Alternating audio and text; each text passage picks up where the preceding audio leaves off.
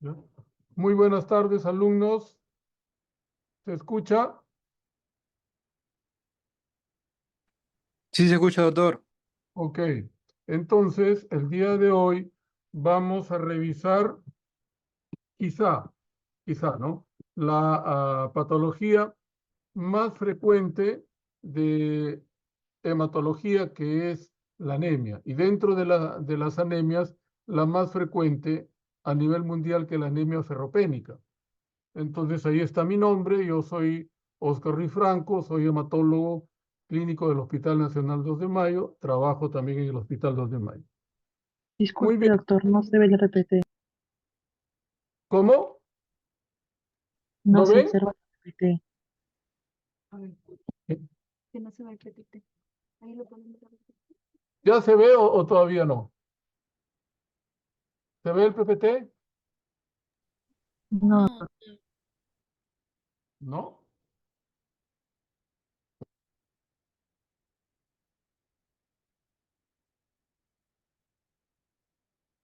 A ver, un momentito.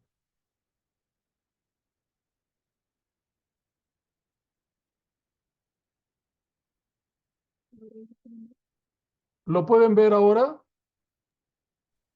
sí, doctor, ahora sí. ¿Ahora?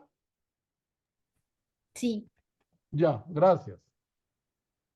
Bien, entonces cuando se decide estudiar a todas las anemias, el punto que debo tener como referencia es la determinación de la hemoglobina, no el hematocrito. ¿Por qué?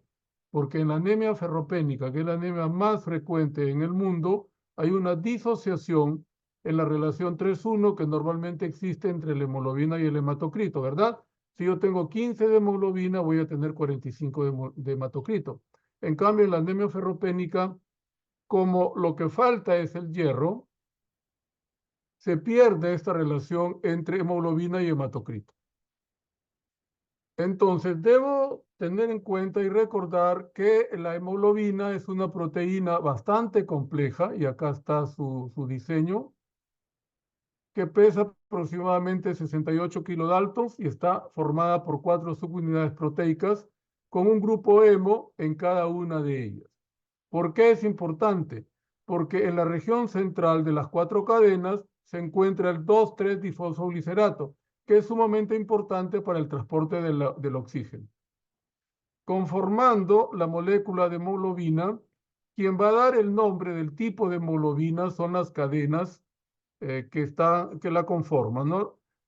Nosotros, cuando hablamos de la hemoglobina A1 o hemoglobina del adulto, de la hemoglobina A2, tenemos siempre cadenas alfa. Y las que van a cambiar son las cadenas no alfa, que pueden ser beta, pueden ser gamma, pueden ser delta, pueden ser epsilon y zeta. Recordar que epsilon y zeta son cadenas de secuencia de aminoácidos cuando somos embrión. Cuando ya nacemos tenemos hemoglobina A, hemoglobina A2 y hemoglobina fetal, como vamos a ver un poquito más adelante. Entonces, podríamos decir que la hemoglobina es una proteína sumamente compleja que está constituida por dos estructuras importantes, el núcleo hemo y una fracción totalmente proteica llamada globina. En el núcleo hemo está la protoporfirina y el hierro en estado reducido, es decir, con valencia 2, para que pueda captar oxígeno y llevarlo a los tejidos, que es la función fundamental de la hemoglobina. Y una fracción totalmente proteica llamada globina, que va a dar el nombre a los diferentes tipos de hemoglobina. Dos cadenas alfa, genéticamente determinadas en el cromosoma 16, y dos cadenas no alfa, genéticamente determinadas en el cromosoma 11. Estas cadenas no alfa pueden ser beta, gamma y delta. Entonces, quien da el nombre a la hemoglobina son las cadenas no alfa. Así tenemos a la hemoglobina A o hemoglobina A1, que está constituida por dos cadenas alfa y dos cadenas beta. En el adulto, esta hemoglobina representa hasta el 98% de toda su hemoglobina. En cambio, en el recién nacido es apenas el 20%. Después tenemos a la hemoglobina A2, que está constituida por 2 cadenas alfa y 2 cadenas delta. Lo normal es que esta hemoglobina sea hasta 3,5%. Cuando la hemoglobina 2 está por encima de 3,5%, debo descartar una beta-talasemia menor, que es una anemia hemolítica congénita. En el recién nacido es apenas el 0,5%. La hemoglobina fetal está constituida por 2 cadenas alfa y 2 cadenas gamma. En el adulto no debe pasar el 2%. En cambio, en el recién nacido corresponde al 80% de la hemoglobina. Por eso, cuando nosotros nacemos con un hematocrito alto y una hemoglobina alta. Por ejemplo, 20 de hemoglobina y 60 de hematocrito. ¿Por qué? Porque la hemoglobina fetal se caracteriza por retener el oxígeno, por no liberarlo o soltarlo. Entonces, teniendo en cuenta ese background, podríamos decir que los valores de hemoglobina, según la Organización Mundial de la Salud, los va a clasificar de acuerdo pues a nuestra edad. Los adultos, las gestantes, que son un tipo especial de mujer, mientras están pues están procreando un nuevo ser, los niños menores de 12 años y los adultos mayores, ¿no? La palabra anciano es fea, mejor el adulto mayor. Entonces, el adulto varón, cuando está por debajo de los 1000 metros de altura, como ocurre, por ejemplo, con nosotros que vivimos en Lima, debe tener en promedio 15 de hemoglobina con un rango de 2, es decir, de 13 a 17.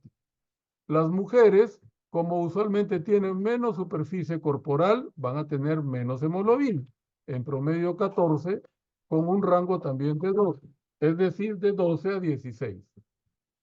Las gestantes, como en ellas aumenta el volumen plasmático, ¿por qué aumenta el volumen plasmático en una gestante? Porque ellas necesitan mayor cantidad de proteínas que intervengan en el mecanismo de la coagulación, para no morir desangradas durante el parto y para no perder al feto. Por eso es que hasta en una tercera parte en la gestación la mujer puede presentar una trombosis venosa profunda sobre todo, ¿no? Por eso hay que tener cuidado con eso también. Los niños menores de 12 años deben tener los valores similares a las mujeres adultas, es decir, 14 más menos 2. Los adultos mayores, es decir, aquellos que tienen más de 60 años, deben tener los mismos valores que el adulto joven. El varón 15 gramos más menos 2 y la mujer 14 más menos 2. Dato interesante, nosotros vivimos en Perú, que es un país que tiene casi todos los pisos ecológicos que existen en el mundo. Entonces, nosotros vivimos en la costa, que está por debajo de los 1000 metros. Entonces, no tenemos por qué corregir la hemoglobina para nosotros. Pero cuando subimos hacia los 1000 metros, por ejemplo, si una persona en vez de vivir en Lima, que está a 30 metros sobre el nivel del mar, vive en una zona de 1000 metros, ya tiene que incrementar la hemoglobina ya no en 13, sino en 13,2. Y una mujer ya no en 12, sino en 12,2. Y así sucesivamente. Por ejemplo, hipotéticamente nos situamos en Cerro de Pasco, que se encuentra en el último grupo, ¿verdad? Entre los 4000 y los 4500. Entonces, la mujer en Cerro de Pasco debería tener una hemoglobina mínimo en 16, porque en la costa es 12, más 4 en promedio, sería 16, porque si no, tendríamos que restarle esa cantidad y me saldría anémica.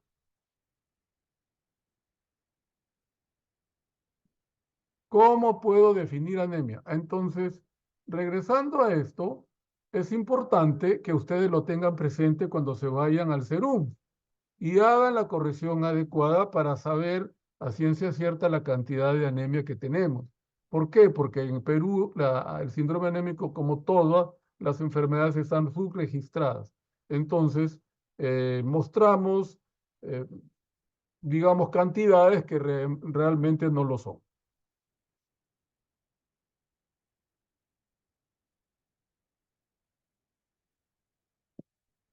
Mm.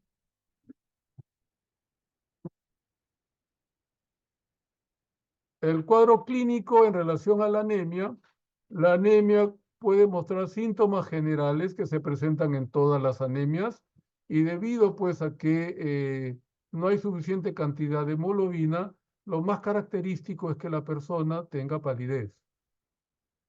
Otro problema es que como no hay suficiente aporte de oxígeno al sistema nervioso central, es decir, al cerebro, tenga astenia, es decir, flojera. Que haya incremento del sueño por lo mismo, y cuando la anemia es severa y crónica, que se presenten los mecanismos llamados compensatorios.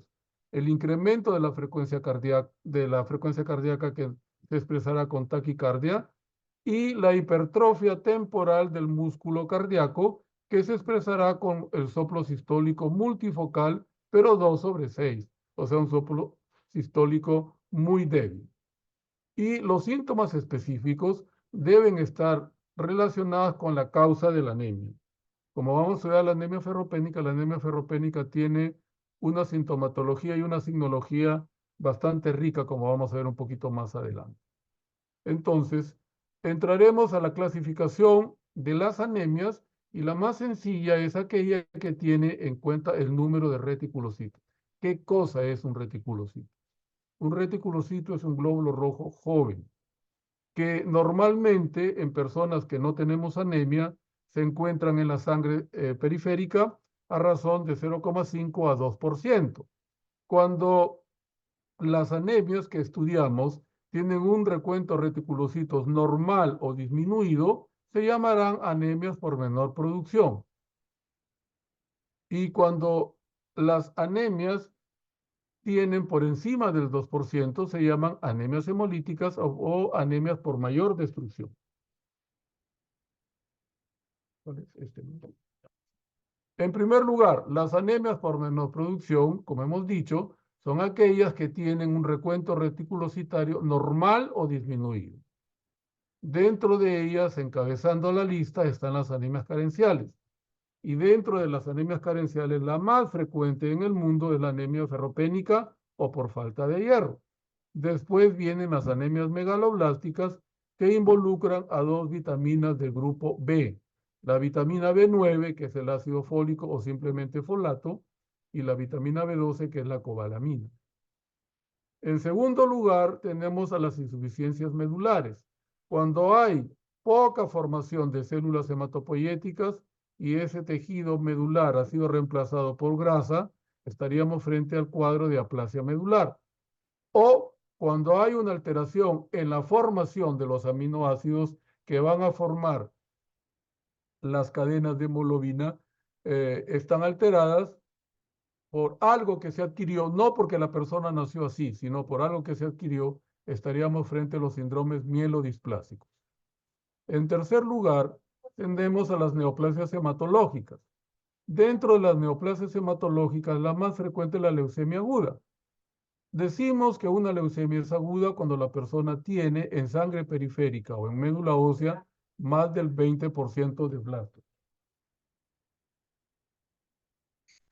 Leucemia crónica es aquella situación donde la persona tiene leucocitosis, pero a expensas de células maduras, no por encima de 20% de blastos. Después vienen los linfomas, que son neoplasias que toman o afectan a los linfocitos. Y los linfocitos nosotros sabemos que pueden ser B o pueden ser T. Después tenemos al mieloma múltiple, que es un cáncer relativamente frecuente en nuestro hospital. En lo que va de este año ya tenemos 14 mielomas nuevos. Entonces el mieloma múltiple toma a un tipo especial de linfocitos B altamente especializados, que son las células plasmáticas, y ellas producen las inmunoglobulinas. El mieloma múltiple más frecuente es el mieloma IgG, que es el que menos daño ocasiona porque la inmunoglobulina G es una inmunoglobulina pequeña. Después vienen los llamados síndromes mieloproliferativos crónicos, en donde toma el nombre de acuerdo a la serie que está más comprometida. Si es la serie roja o los eritrocitos, se llamará policitemia vera. Si es la plaqueta, se llamará trombocitosis esencial. Si es el leucocito, se llamará leucemia crónica, ya sea mieloide crónica o linfoide crónica. Y si es el fibroblasto, que es la célula que da el sostén a la médula ósea, estaríamos frente a la metaplasia mieloide adenogénica. En cuarto lugar, están las anemias mieloctísicas. El término mieloctisis viene del griego mielo, que significa médula, y tisis a distancia. Entonces, la mieloctisis es la situación donde una neoplasia no hematológica, por ejemplo, como un adenocarcinoma en el varón de próstata, en el mujer de mama, infiltra la médula ósea y le quita espacio a las células hematopoyéticas normales. Eso es una mieloctisis. También esto puede ser ocasionado por la infiltración por granulomas o por enfermedades granulomatosas, como sucede con la tuberculosis miliar, la brucelosis. En quinto lugar tenemos a la llamada anemia por enfermedad crónica, que es una patología en donde la persona tiene una anemia usualmente normocítica, normocrómica, es decir, de tamaño y color normal en el glóbulo rojo. Y es ocasionada o vemos que es ocasionada por un cuadro crónico que se expresa a través de la proteína C reactiva elevada. Recordar que la anemia más frecuente en el mundo es la anemia ferropénica y la segunda anemia más frecuente en el mundo es la anemia por enfermedad crónica que se evalúa con el PCR. En sexto lugar tenemos a la insuficiencia renal crónica, ya que en el riñón se produce la eritropoyetina, que es la hormona que obliga a la médula ósea a formar serie roja. Después tenemos a la anemia por endocrinopatías, en donde es multifactorial. Por ejemplo, un hipertiroideo tiene hipercatabolismo, ¿verdad? Entonces, la mujer hipertiroidea puede mostrar reglas o puede presentar reglas abundantes y muy frecuentes. Además, como es catabólica, pierde peso. Y por eso es que en las endocrinopatías, digamos que la causa es multifactorial. Después tenemos a las anemias llamadas hemolíticas, en donde el número de reticulocitos está por encima del 2%. Y las tenemos que clasificar como anemias hemolíticas o por mayor destrucción. Entonces, el glóbulo rojo, que debe vivir 120 días, vive a veces 1 hora, a veces 2 horas, etc. Las anemias hemolíticas, entonces, las voy a dividir en dos grandes grupos. Las congénitas, donde el defecto está en la anatomía del glóbulo rojo, o las adquiridas, en donde el glóbulo rojo va a ser una célula blanca o una target cell de una enfermedad que es extraña a él. Empezaremos por las congénitas. Dentro de las congénitas están las membranopatías, siendo la más frecuente la esferocitosis hereditaria. Le sigue la eliptocitosis hereditaria. ¿Por qué se llama esferocitosis hereditaria? Porque el glóbulo rojo, es cierto, puede tener una forma un poquito redonda, pero es bicóncavo. En cambio, el esferocito, que origina la esferocitosis hereditaria, pierde esa concavidad. Por eso se hace rígido, no se puede distender todo lo que se necesita para atravesar los sinusoides esplénicos y se destruye el glóbulo rojo. Lo mismo sucede con la eliptocitosis hereditaria, en donde en la sangre periférica los glóbulos rojos no van a ser bicóncavos o no van a ser redonditos, sino van a ser elípticos, como si fuera un puro, por ejemplo. Después, si se toma el aparato enzimático, se llamarán enzimopatías, y dentro de ellas las más frecuentes se deben a deficiencia de la glucosa 6-fosfato deshidrogenasa y a la deficiencia de piruvato quinasa, que son dos enzimas que nos sirven para formar los ATP. ¿Y para qué me sirven los ATP? Para acumular la energía que necesitamos gastar a lo largo de nuestro día, ¿no? Por último están las hemoglobinopatías, que las debo diferenciar en dos grandes grupos. Hemoglobinas anormales, cuando las cadenas de hemoglobinas tienen el número de aminoácidos normal, pero uno de ellos es cambiado por otro. La más frecuente es la hemoglobina S, que ustedes ya verán un poco más adelante cuando les toque la clase de anemia drepanocítica, que es también como se conoce a la enfermedad homocigota de la hemoglobina S. O cuando se altera el número de cromosomas, es decir, en las talasemias, el término talasemia viene del griego talazo, que significa mar, y semia, que significa enfermedad. Entonces, en las talasemias se puede presentar una alteración en las cadenas alfa o en las cadenas beta. y por eso es que las talasemias se llaman alfa-talasemias o beta-talasemias. ¿Cuál es la diferencia entre una hemoglobina normal como la hemoglobina S y una talasemia? Que la hemoglobina normal va a tener el número de aminoácidos normal. Lo que cambia es uno por otro, porque es un efecto de sustitución. En cambio, en la talasemia, la cadena globínica va a estar más corta o no va a estar presente, porque lo que faltan son aminoácidos que forman estas cadenas. Entonces, la hemoglobina normal es una anemia hemolítica por defecto en la calidad de la hemoglobina. En cambio, la talasemia, sea beta o sea alfa, puede ser es por disminución del número de aminoácidos en las cadenas. Y para terminar ya lo que vendría a ser la clasificación de las anemias hemolíticas, están las anemias hemolíticas adquiridas, que son aquellas que se presentan de repente sin tener un antecedente previo, como ocurre en la mayoría de las anemias hemolíticas inmunes. Inmune es aquella anemia hemolítica en donde el test de Kunz directo es positivo. ¿Y el test de Kunz qué hace? Es una proteína que detecta una proteína o que se adosa a la membrana del glóbulo rojo y evita que este glóbulo rojo se distienda. Entonces, cuando pasa por los sinusoides esplénicos, que es donde se destruyen los glóbulos rojos, no puede adaptarse al calibre de ellos y es destruido. Entonces, las inmunes, que son Kunz directo positivo, están conformadas por la anemia hemolítica autoinmune primaria, aquella que no tiene causa. Buscamos todas las causas y no encontramos ninguna. Y la anemia hemolítica autoinmune secundaria, que sí podemos buscar o encontrar una causa, como sucede, por ejemplo, en los linfomas, sobre todo los linfomas cuando son de estirpe B. En la leucemia linfoide crónica también se puede presentar. En las colagenopatías, como en el lupus eritematoso sistémico. En las infecciones bacterianas, como la brucelosis. En los cuadros virales, como la hepatitis B y C, sobre todo, y el virus del VIH. Recordar que el VIH da casi todas las alteraciones hematológicas, hasta neoplasias. Las neoplasias no linfoides, como el tumor de ovario, y medicamentos como el alfa-metildopa ya no se usa, ¿no? Pero la rifampicina sí se usa todavía para tratar el problema de la tuberculosis, que también es otra endemia en nuestro país.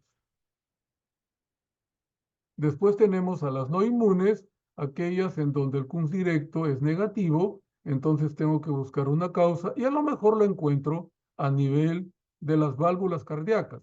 Una anemia hemolítica de origen traumático a nivel de las válvulas cardíacas.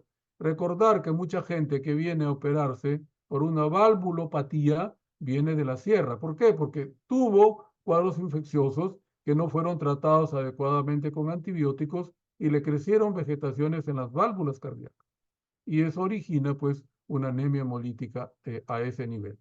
La hemoglobinuria de la marcha, en donde la persona pierde hemoglobina después de recorrer grandes trechos por marcha, ¿no? Eso se veía, por ejemplo, en la antigüedad, cuando los que eran oficiales del, entre comillas, ejército, iban a caballo y en cambio el pueblo corría a pie, ¿no? Ahí se veía. La anemia hemolítica microangiopática, que se da en la coagulación intravascular diseminada y en la púrpura trombótica trombocitopénica también. La anemia hemolítica mediada por agentes químicos y físicos, como sucede con la intoxicación aguda por plomo, por cobre, con oxígeno puro. Por eso cuando ustedes han visto que una persona, un paciente está recibiendo oxígeno, no es que se le da puro. El oxígeno se hace pasar por un recipiente que tiene agua para darlo húmedo, porque el oxígeno puro podría desencadenar una anemia hemolítica. Venenos de serpientes e insectos venenosos. Y el Perú, por ser un país mega diverso, tiene tanto serpientes como insectos venenosos. Las quemaduras cuando ocupan o toman más del 10% de la superficie corporal total. Y por último, tenemos a las anemias hemolíticas mediadas por cuadros infecciosos por microorganismos, como por ejemplo el paludismo o plasmodium, ¿no? Perú es un país en donde el plasmodium todavía está presente. La bartonela, recuerden que Carrión tuvo la osadía, entre comillas, y la valentía de inyectarse sangre de la verruga de un paciente que tenía la enfermedad en esa época llamada de la orolla, y él narra paso a paso lo que iba sintiendo, ¿no? Y muere por ello. Después el Clostridium y los virus, como sucede con el citomegalovirus. Ahora sí, estamos ya de lleno a lo que vendría a ser la clase, que ya que la anemia ferropénica es por excelencia una anemia carencial. ¿Por qué? Porque a nuestro organismo le falta hierro. Entonces, una anemia carencial se define como aquella en donde la causa de ella o de la anemia es la carencia de un oligoelemento como es el hierro, o de las vitaminas como es la vitamina B9, que es el ácido fólico, y la B12, que es la cobalamina. Encabezando esta línea está la anemia ferropénica. Entonces, recordar que la anemia ferropénica sigue siendo la anemia más frecuente en el mundo. ¿Por qué? Porque la mayoría de personas que habitamos este mundo pertenecemos al rango de pobreza, ¿no? Entonces, como dice aquí, es la más frecuente en el mundo, sobre todo en los países pobres. Recordar que la anemia ferropénica es el último estadio de lo que se conoce con el nombre de carencia de hierro. Entonces, vamos a recordar algunas de las etapas. En primer lugar, la ferropenia prelatente, en donde lo que no encontramos es hemosiderina. Y ya al inicio de la clase dijimos que la hemosiderina es el hierro que se encuentra en la médula ósea. Segundo lugar o segundo punto, la ferropenia latente, en donde además de la hemosiderina, disminuye la ferritina, que es el depósito móvil de hierro, y es el que nos sirve en la actualidad para hacer el diagnóstico de anemia ferropénica, midiendo la cantidad de ferritina. Y en tercer lugar, como consecuencia de todo lo anterior, aparece la eritropoiesis ferropénica, en donde el glóbulo rojo ya se hace pequeño y pálido. Entonces, se expresa la anemia, se expresa la microcitosis o glóbulo rojo pequeño, menos de 80 femtolitros de tamaño, e hipocrómico, menos de 27 de color.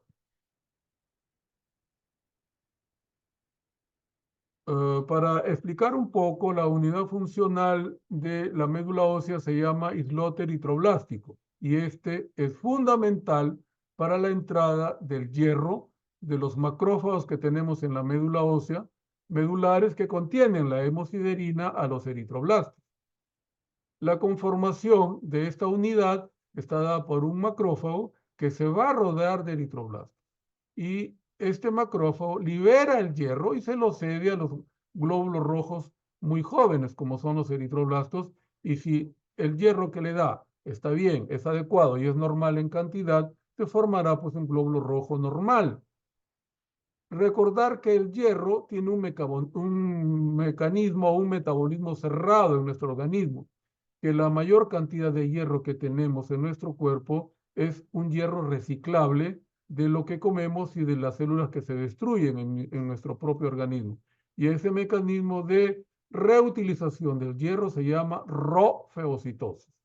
Entonces, por el mecanismo de rofeocitosis, el macrófago que tenemos en la médula ósea, que tiene hierro en su interior, lo cede a los eritroblastos y se conforma un glóbulo rojo normal. Entonces, el hierro que tenemos en la médula ósea, en un 80% sirve para sintetizar una hemoglobina normal. Y el 20% restante se encuentra como depósito. Depósito móvil, ferritina, que se puede medir en la sangre periférica, y ello se constituye en la prueba de oro para hacer el diagnóstico de anemia ferropénica, y la hemosiderina, que ya hemos dicho previamente que es el depósito fijo de hierro y que se encuentra en la médula ósea. ¿Qué sucede en la eritropoiesis ferropénica? Como no hay hierro a nivel de la médula ósea, es decir, en la hemosiderina, no puede haber transferencia de este hierro que debería estar en la médula ósea hacia los eritroblastos que la médula ósea está formando.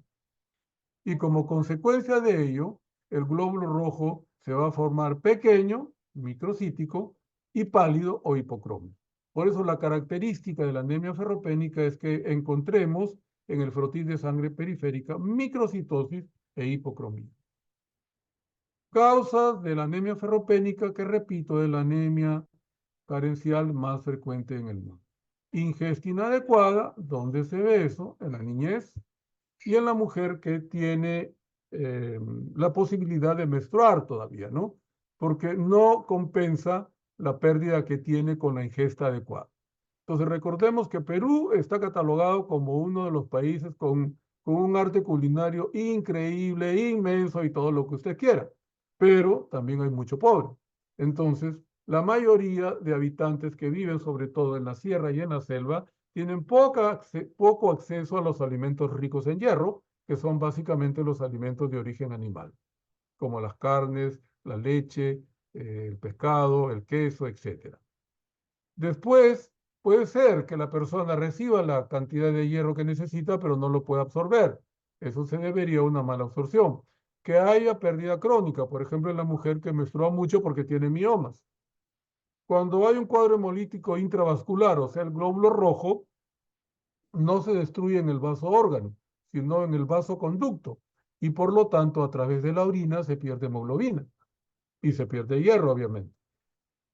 Y otra situación que todavía es bastante frecuente en nuestro país, sobre todo en las clases económicamente deprimidas, es la desviación del hierro de la madre hacia el feto y al lactante. Todavía en Perú, mujeres jóvenes todavía tienen muchos hijos. Entonces, en el caso de la sierra, hasta cierto punto se entiende porque los utilizan para elaborar el campo, ¿no? Pero en la costa ya no tanto.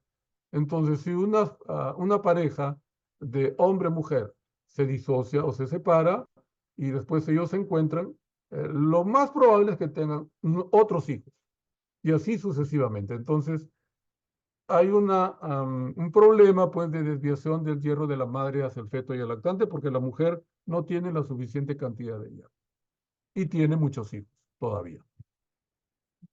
Yendo a la fisiopatología, podríamos sintetizarla con que la falta de hierro interfiere en la síntesis del núcleo M, lo que causa una menor síntesis de la molécula hemoglobina.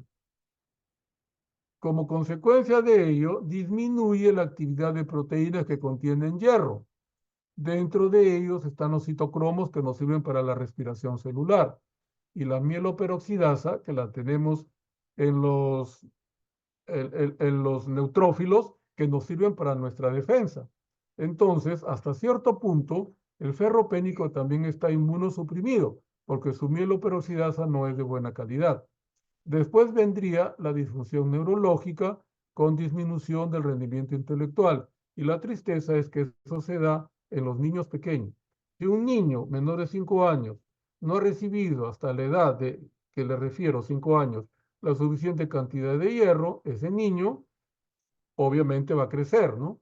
Pero no podrá entender después lógico, matemáticas, no podrá tener una buena síntesis cuando lee y hacer un resumen adecuado porque tiene un daño estructural a nivel del cerebro debido a la falta de hierro.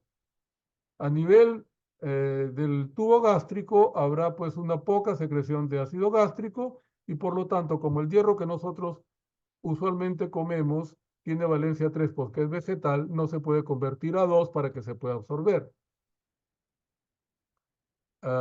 Puede haber también atrofia en la mucosa oral, labios secos, en las vías gastrointestinales, gastritis crónica, a nivel de la piel, por eso la piel está seca, y a nivel de las faneras, como vamos a mostrar después en diapositivas, sobre todo en las uñas y en los labios.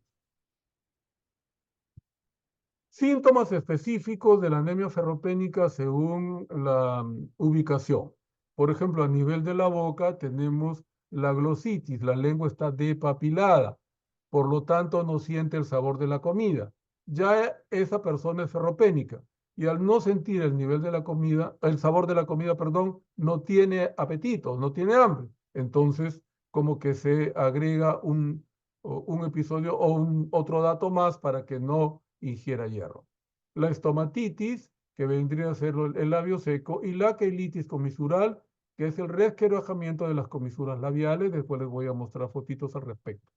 A nivel de las uñas se invierten su curvatura normal, pero primero se vuelven planas y eso se llama platoniquia, y luego invierten la curvatura normal y eso se llama coiloniquia o uña en cuchara. A nivel de los cabellos, el cabello primero se torna opaco, luego se torna más seco, se parte y eso se llaman horquillas o horquetillas, como le dicen, y se cae. Después viene la pica, que ya es un síntoma neuropsiquiátrico en donde la persona que tiene carencia de hierro y sobre todo se da en mujeres, requiere o tiene la necesidad imperiosa de ingerir algo que usualmente no se come, ¿no? Puede ser papel, puede ser tierra, puede ser cabello. Una vez en la sala San Andrés, hace ya algunos años, tuvimos que hacer operar a una señora que se comía el cabello, obviamente se quedó calva, se puso una peluca y también se comía la peluca. Y tuvieron que operarla porque tenía un bezoar. ¿Qué es un bezoar? Es un tumor de pelos que tenía ella dentro de la cavidad abdominal y obviamente se le retiró. A nivel del estómago puede haber dispepsia por el tema de la gastritis. Entonces aquí yo lo que les estaba diciendo, ¿no? A nivel del ojo, las escleras azuladas, porque la esclerótica no se ha formado bien. A nivel de la boca, labio seco, a pesar de que la señora se ha echado el lápiz labial, y la queilitis angular, que es el resquebrajamiento de las comisuras labiales. Las alteraciones a nivel de las uñas, primero las uñas se tornan planas y luego invierten la curvatura normal y eso se llama coiloniquia o uña en cuchara. Y después está la depapilación de la lengua, en donde la lengua aparece como brillante, ¿no? O se ve como brillante. A nivel de poblaciones o posibilidad de que se presente una anemia ferropénica, como les dije al inicio, la única fracción de humanos en donde la anemia ferropénica no es frecuente es el varón adulto joven, porque todas las otras poblaciones sí son de alto riesgo. Los niños, como dice acá, entre los 6 meses a 2 años. ¿Por qué? Porque crecen muy rápido y tiene que al año haber triplicado su peso. Si ese niño a los 6 meses no come lo que necesita, va a ser un desnutrido crónico, por lo tanto, pequeño de tamaño y de bajo peso. Los niños de los 2 años a 5 años ya también lo hacen como el anterior, pero ya no tan rápido. Los adolescentes, porque en el caso de las niñas empieza la menstruación y viene la pérdida, que va a ser mensual. Y en el varón, porque crece hasta 10 o 12 centímetros de acuerdo a la cantidad de ingesta que tiene, o también a factores genéticos, porque tiene padres altos y de buena situación económica. Entonces, es allí donde el adolescente varón se hace ferropénico. Luego, las mujeres en edad reproductiva por la regla, porque con la regla se pierde sangre y con la sangre se pierde hierro, y las personas adultas mayores, porque usualmente tienen gastritis crónica y no absorben el hierro que usualmente ingresa con los alimentos vegetales que tiene valencia 3. ¿Por qué digo los vegetales? Porque los alimentos animales, como son caros, en la mayoría de la población no hay acceso a ellos o hay un muy poco acceso a ellos. Como me habían pedido que hable sobre la anemia en el Perú, pues aquí les traigo una triste noticia, ¿no? El Perú está entre los países azotados por la epidemia silenciosa y esa epidemia silenciosa es la anemia ferropénica. Entonces tenemos el mapa mundi en donde se ha tratado de más o menos graficar la incidencia o la prevalencia de las anemias de acuerdo a los continentes. Vean que nosotros vivimos en este continente que se llama América Latina, que viene desde México hasta Chile. Y vean ustedes la incidencia o prevalencia de anemia ferropénica en América Latina. Es totalmente desigual, ¿no? Nosotros representamos el continente más desigual del mundo. Al norte tenemos a Estados Unidos, que es el único país del mundo en donde no tiene una gran cantidad de anemia ferropénica porque tiene a menos del 5% de su población con anemia ferropénica. Nos pasamos a Europa, a la educada Europa, y vemos que no es tan contundente como Estados Unidos. O sea, Europa tiene un poco más de anemia ferropénica. Llegamos a África y África sí da pena. Pues no, porque la mayoría de países africanos tienen una alta incidencia de anemia ferropénica, lo mismo que algunos países asiáticos, como sucede, por ejemplo, con la India, que está dentro de lo que vendría a ser un país, entre comillas, desarrollado ahora, ¿no? Pero es un desarrollo más o menos como en el Perú, que es totalmente desigual. Otro dato interesante son los requerimientos diarios de hierro en la dieta según la edad. Un niño de 1 a 5 años, como está en pleno crecimiento, necesita un gran aporte de hierro, es decir, por lo menos 8 miligramos de hierro por día. Cuando el niño está entre los 5 y 12 años, que vuelve a crecer, entre 12 miligramos de hierro por día. De hierro como elemento me refiero, no como sal. El varón adulto, como ya no crecemos, creceremos de ancho, pero ya no de alto, necesitamos solo 10 miligramos. O sea, la única población que no es sensible para la anemia ferropénica es el varón adulto joven, es decir, menor de 60 años.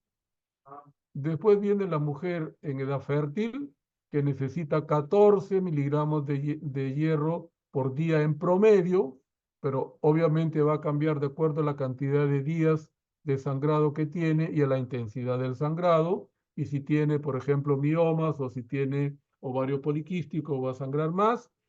Y la gestante, sobre todo en el último trimestre, que es donde el feto ya está desarrollado y crece, y solamente crece.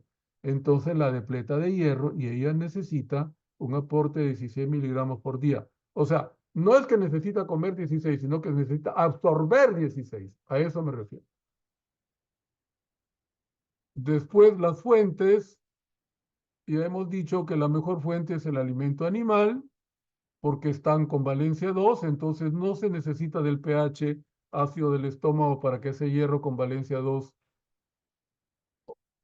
se absorba. En cambio, los alimentos de origen vegetal tienen valencia 3. El pH del estómago, que es ácido, lo convierte en 2 y lo puede absorber, pero si tenemos una gastritis crónica no va a pasar este efecto y entonces no se absorbe el hierro. ¿Dónde se absorbe el hierro? El 80% del hierro se absorbe en el duodeno y el 20% restante en el yeyuno.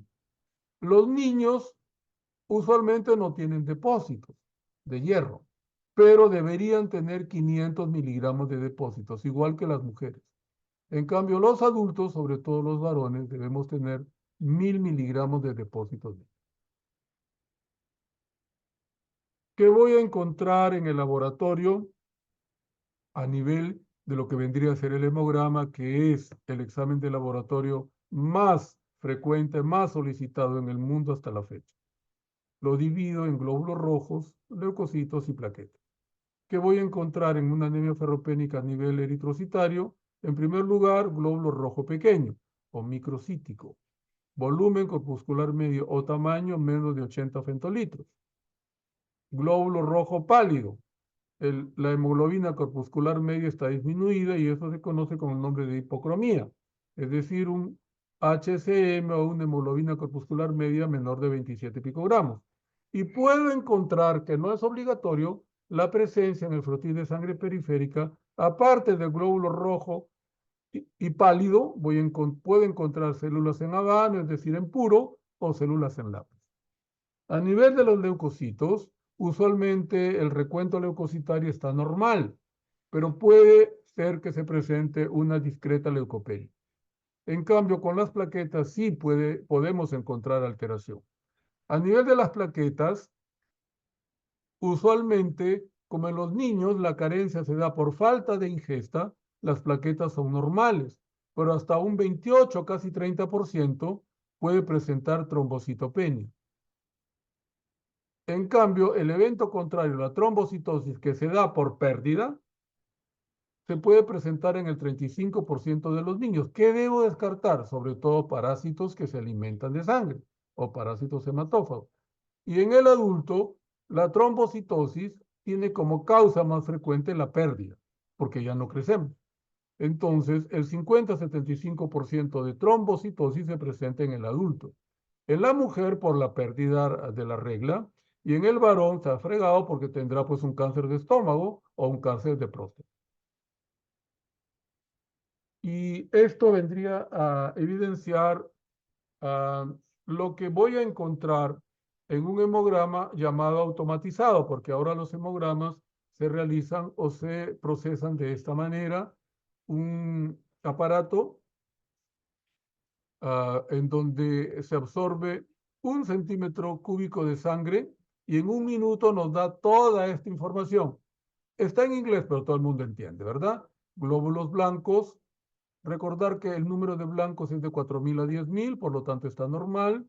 La distribución a nivel de los diferentes tipos de glóbulos blancos neutrófilos está en valor de 3.000, que está normal. Linfocitos, que está en 1.900, los normales de 1.500 a 3.000, está normal. Los monocitos, que son normales hasta 8, está normal. Los eosinófilos, los basófilos. El recuento de rojos, que está en 4.280.000, pero miren la hemoglobina, está en 9.7, por lo tanto está disminuido. El hematocrito, 29.9, está disminuido. El tamaño de los glóbulos rojos o volumen corpuscular medio, hemos dicho que lo mínimo era 80, está en 69.7, está disminuido. Luego es disminuido, ¿no? La hemoglobina corpuscular media también está disminuida, 22.6. Hemos dicho que lo mínimo es 27. Y la concentración de la hemoglobina corpuscular media, que debe ser 35, está en 32.4, está disminuido. Entonces, ¿qué estoy viendo? Que la anemia ferropénica es la única anemia en el mundo que tiene las tres constantes corpusculares disminuidas: el volumen corpuscular medio, la hemoglobina corpuscular media y la concentración de hemoglobina corpuscular media. No hay otra anemia que tenga estas tres constantes corpusculares de los glóbulos rojos disminuidas. El índice de anisocitosis, que en inglés se dice RDW, está elevado porque lo normal es hasta 14,4 y aquí tiene 18,4. Las plaquetas están en número normal.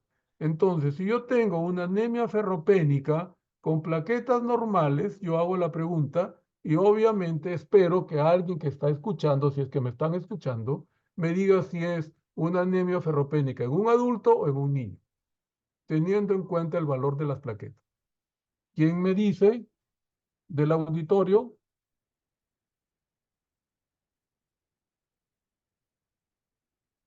¿Están o no están? ¿Cómo dije que era la anemia ferropénica en un niño? Las plaquetas estaban normales o disminuidas, ¿no? En cambio, en el varón adulto, como la causa es la pérdida por un cáncer o porque tuvo una cirrosis o porque tiene una cirrosis hepática, entonces debe haber trombocitosis reactiva. Si el número de plaquetas está normal, debo sospechar que se trata de un niño. En el caso de la mujer, también es por pérdida, pero usualmente es por la regla. Entonces, ¿qué cosa es lo rescatable de este hemograma que me muestra una anemia ferropénica?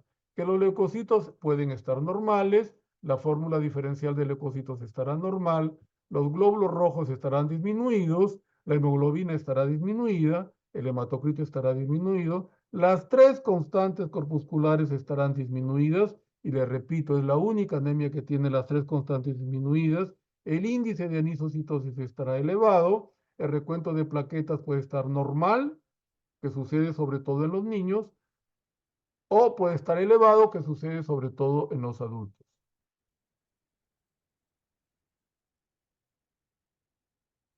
Bueno, ¿ya no hay más? A ver, Mari, ¿por qué no avanza? Ya. Mirando el frotis de sangre periférica, obviamente lo que nos llama la atención en el frotis de sangre periférica es que los glóbulos rojos parecen aros, ¿no? No tienen este color como tiene este, por ejemplo, ¿no? Son sumamente hipocrómicos y pequeños. Entonces, estoy demostrando a través de un frotis de sangre periférica la hipocromía y la microcitosis. En la médula ósea, por definición, en una paciente o en un paciente que tiene anemia ferropénica, no debe haber hemosiderina, porque hemos dicho que la hemosiderina es el depósito fijo de hierro. La celularidad estará normal o incrementada. ¿Por qué? Porque al tener anemia, ¿qué sucede en nuestro organismo? Que se eh, activa el sensor de hipoxia que tenemos en el riñón, y el riñón ¿qué hace? Produce eritropoyetina. Esta eritropoyetina producida a nivel de riñón viaja a la médula ósea y le obliga a la médula ósea a fabricar más glóbulos rojos. Por eso la celularidad usualmente está incrementada. Cuanto más grave o severa sea la anemia, mayor número de células encontraremos en el aspirado de médula ósea. Si estudiamos el metabolismo del hierro, obviamente el hierro sérico estará disminuido al medirlo en la sangre periférica. La capacidad de unión a la transferrina estará incrementada porque hay poco hierro que satura la transferrina, y la prueba de oro es la ferritina sérica, que estará bien disminuida.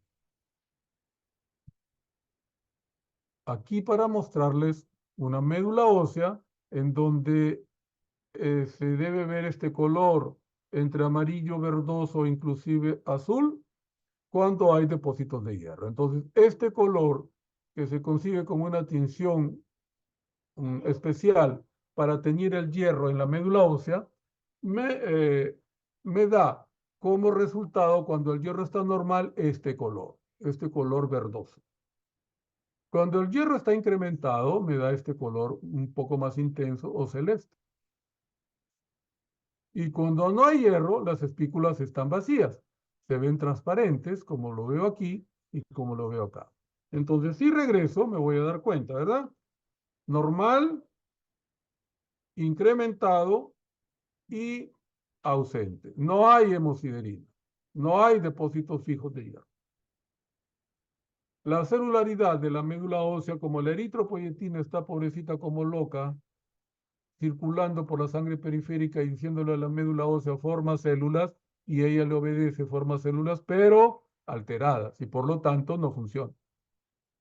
Entonces la médula ósea va a ser una médula ósea hipercelular. Esta es la grasa, que para una persona adulta es casi nada, y gran cantidad de células o de material hematopoyético. Esa es una visión a menor aumento. Para terminar, tenemos el tratamiento. El tratamiento puede ser por vía oral o por vía parenteral. En la vía oral, en el adulto, la dosis de hierro como tal, no como la sal ferrosa, sino como tal, como metal, debe ser de 100 a 200 miligramos de hierro elemental por día, según los valores de hemoglobina, por 4 a 6 meses. Entonces, si la persona tiene menos de 10 de hemoglobina, le debo dar 200 miligramos de hierro, si es un adulto, obviamente. Y si tiene 10 o más de hemoglobina, solamente 100, porque va a absorber entre el 10 a 20% de lo que está recibiendo. ¿Cuánto tiempo lo debe recibir? Usualmente entre 4 a 6 meses. La mitad del tiempo de los 4 o 6 meses para normalizar la hemoglobina, que es lo primero que sucede, y el resto de los 2 o 3 meses siguientes es para normalizar los depósitos fijos, dentro de ellos la hemosiderina. Por lo tanto, el tratamiento mínimo es de 4 a 6 meses. Pero si no le quito la causa, en el caso del niño que no come, en el caso de la mujer que tiene un mioma o que tiene ovario poliquístico, no le trato, va a seguir con anemia ferropénica. Entonces el tratamiento se vuelve crónico. En el caso de los niños, la dosis es de 3 a 5 miligramos por kilo por día de hierro elemental en jarabe.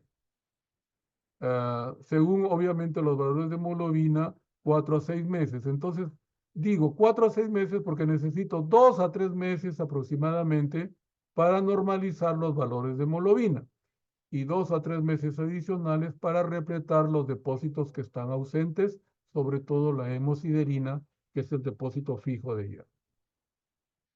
Cuando no puedo usar el hierro oral, me queda la vía parenteral. Entonces, cuando voy a utilizar la vía parenteral, puedo utilizar esta fórmula que fue ideada por Ganzoni por la década de los 80, en donde me dice la cantidad de hierro en miligramos es producto de esta simple operación. Hemoglobina ideal, es decir, a dónde lo quiero llevar.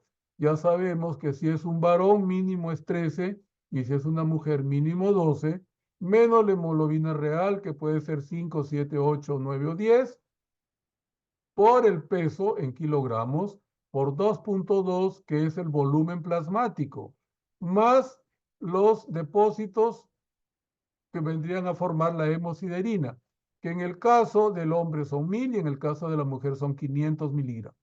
Entonces hago esa operación, por ejemplo, quiero llegar a 13 de hemoglobina y la mujer tiene 5, pesa 60 kilos, sería 13 menos 5 por 60 por 2.2 más 500, porque ella es una mujer. Si fuera un hombre sería 1000.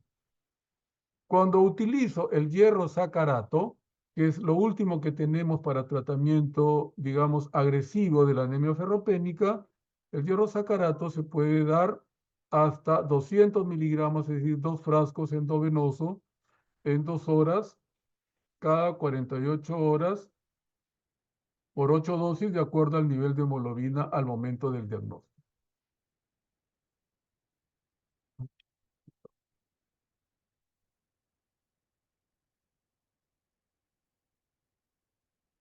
Después tenemos al hierro policarboximaltosa, que cada frasquito trae 500 miligramos de hierro. Si la persona adulta, obviamente, tiene menos de 10 de hemoglobina, la primera vez le doy 2 frascos endovenoso y se lo paso en 30 minutos. El problema es el precio, que cuesta entre 700 a 1000 soles cada frasco. Y luego de una semana le doy un tercer frasco. O sea, le estoy dando 1500 miligramos de hierro, que más o menos me equivale a la fórmula de Ganzoni. Si la hemoglobina es mayor de 10, entonces doy 1 o 2 frascos según el peso del paciente, endovenoso en 30 minutos y luego de una semana un frasco adicional. Entonces, ¿cuál es la ventaja del hierro polimaltosado? Que solamente en 2 semanas le estoy dando toda la cantidad del hierro que él necesita, y la desventaja es el precio, que todavía sigue siendo caro. Cuando apareció costaba entre 1000 a 1500 soles cada frasco. Ahora está alrededor de 700 a 800, ¿no? Pero dentro de poco van a salir las copias en donde esto va a ser un poco más barato, pero no va a bajar a menos de 400 soles por ahora. Entonces, con eso hemos terminado la clase. Son exactamente 20 para las 4. Ustedes me dirán si tienen alguna pregunta que hacerme o alguna inquietud, si entendieron bien o si quieren que les repita algo, estoy a su disposición. Gracias.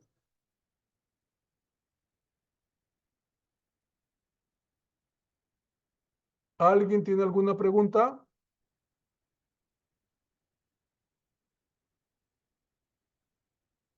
Por favor, ¿está el delegado del salón aquí?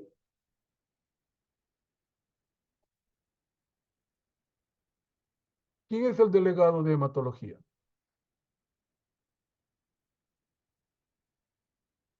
Nadie sabe. Todos son mudos.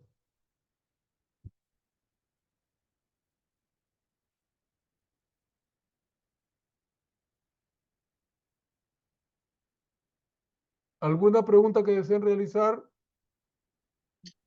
Todo claro, doctor. Todo claro. Ojalá, porque en el examen no me van a decir que no estuvo claro, ¿ah? Ustedes ya me han dicho que todo está claro. O sea, no es una advertencia, sino simplemente el hecho de que ustedes deberían preguntar algo que no les quedó bien. ¿Por qué? Repito, la anemia ferropénica es la anemia más frecuente en el Perú y en el mundo, sobre todo en los países como nosotros de tercer mundo, ¿no? Y desafortunadamente somos los que más población eh, pues la tenemos a nivel mundial.